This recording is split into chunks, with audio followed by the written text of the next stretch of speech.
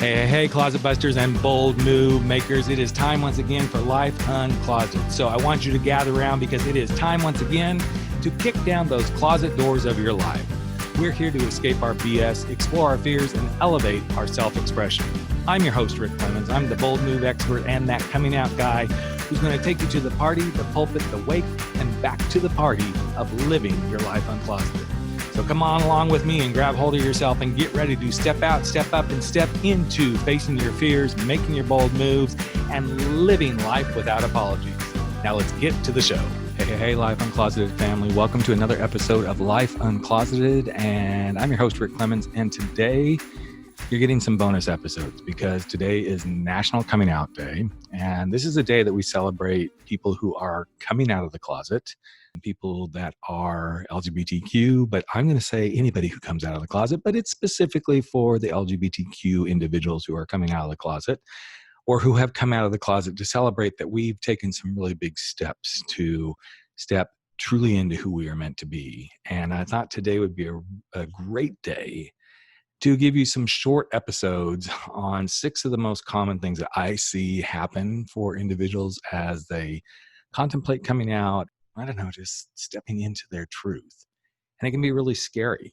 And I wanted to just do 6 short segments, each one with a particular focus. And I also wanted to invite those who are listening, if they know someone who's coming out, or maybe you're coming out yourself, to go to my website. You can download the first 2 chapters of my book, Frankly, My Dear, I'm Gay, and get those for free. And all you have to do is go to rickclemens, CLEMens.com/free chapters. That's all one word, free, FREE chapters, CHAPTERS.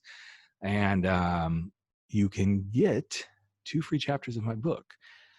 So let's dive in. What is one of the first things that I see that keeps people from coming out without coming unglued? And that is basically that you got to break through this lack of acceptance that you get with people when you're thinking about, okay, nobody's going to like me, people are going to hate me. Depends on your situation, whether you're in a very religious environment, or maybe you are married and coming out of the closet, or maybe you've just kind of been that person that everybody's like, oh yeah, Bob, he's a really cool guy. And I know one day he's going to meet that perfect girl, or, there's Jane or Sarah over there. I just know that, she's a great gal and she's got so much going on for her. And one of these days, a guy's going to, quote, snatch her up, which I hate to use terms like that because nobody gets to snatch anybody up. But you know what we say. We say those kind of things. And the thing that holds those people in the closet is a lot of fear about, will they be accepted? And here's 4 things that I know for sure. Some people will not accept you, and some people will. And the ones that are not going to accept you, they have their own stuff they're dealing with. There's something that is going on in their heads that is keeping them from that. And so the easiest way for you to step into your own personal acceptance is to accept that thought that they will not accept you, or at least initially. They may eventually come around. A lot of people do. A lot of people in my life came around. But be okay. Be okay that some people are not going to accept you.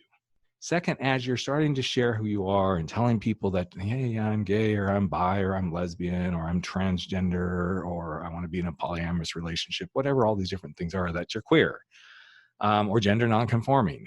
I want you to be prepared to not try to convince people that they need to understand you, because nobody needs to understand you. We would like them to, of course, but the more we feel like I've got to convince them that they're wrong and I'm right, the best way to show someone who you are is just be you.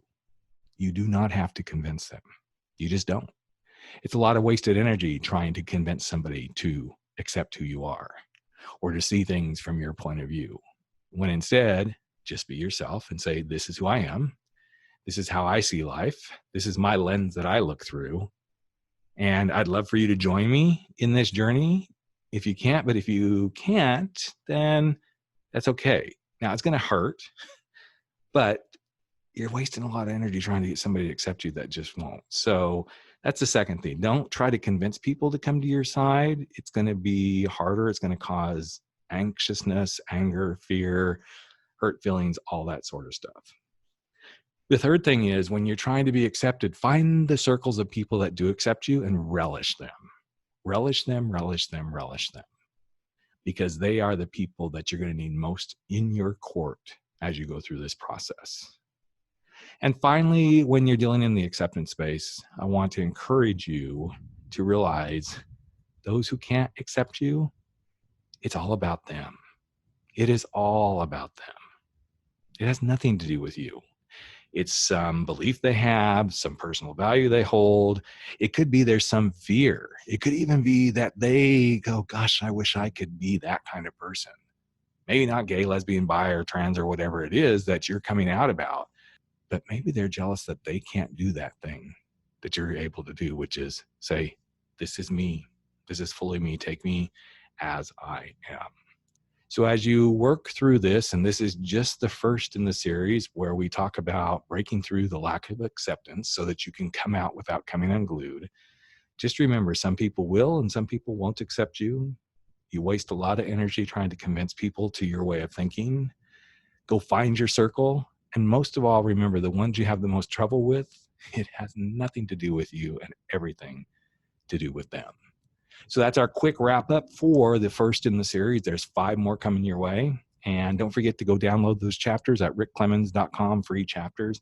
And also when you're on that page, there's going to be an opportunity, and even in the email that you'll get with those free chapters, for you to take advantage of a free strategy session on how you can come out of the closet if you're struggling with that. So thank you, Life Uncloseted family. Thank you, those that are listening. Thank you, those who this may be the first time you're hearing about Life Uncloseted and taking a listen to the show. And most of all, let's all celebrate National Coming Out Day, because everyone deserves the right to dump their excuses, face their fears, and live unapologetic lives. Hey, Life Uncloseted family. Another episode of Life Uncloseted has come to an end, and it is time for all of us to sashay away and go face our fears, make those bold moves, and stand up to living our life without apology. But before you do, I've got a favor to ask of you.